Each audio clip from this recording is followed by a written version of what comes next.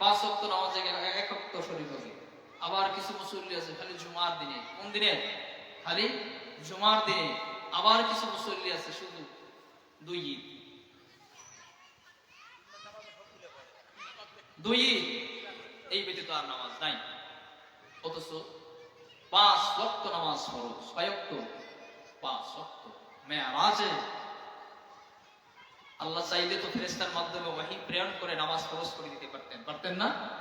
হ্যাঁ হ্যাঁ পারতেন। তো মেরাজে নিয়ে আল্লাহ রাসূলকে আল্লাহ পাঁচ ওয়াক্ত নামাজ ফরজ করে দিয়েছে। কয় ওয়াক্ত? পাঁচ ওয়াক্ত। 60 ওয়াক্ত নামাজ দিয়েছেন। বারবার যাওয়া আসা কমাইতে কমাইতে পাঁচ ওয়াক্ত ফরজ। পাঁচ ওয়াক্ত নামাজ যদি কোনো বান্দা সঠিকভাবে আদায় করে, আল্লাহ তাআলা তাকে 60 ওয়াক্ত নামাজ পড়ার সওয়াব দান করবে। সুবহান।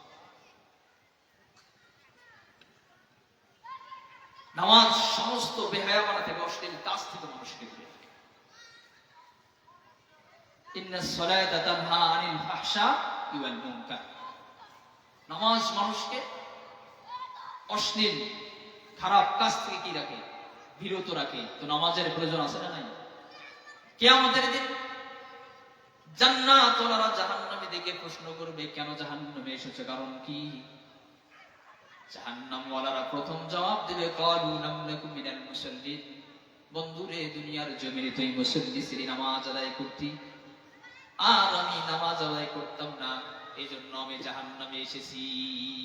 কিয়ামতের ময়দানে রাসূলুল্লাহ বলেন, কিয়ামতের দিন সর্বপ্রথম নামাজের হিসাব হইবে।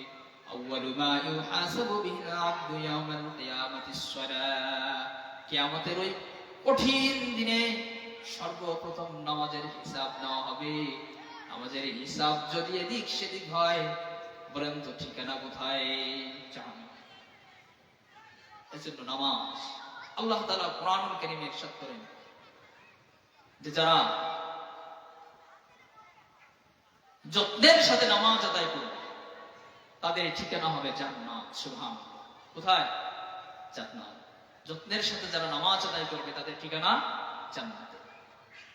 তাহলে নামাজের প্রয়োজন আছে না নাই? এটার গুরুত্ব আছে না নাই?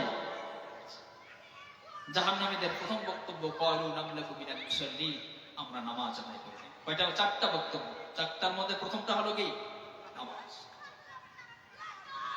ওয়ালাম নাকু নুতঈমুল মিসকিন।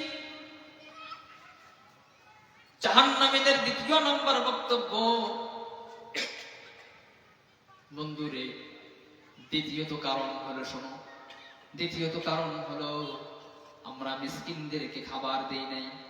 আমাদের সম্পদ ছিল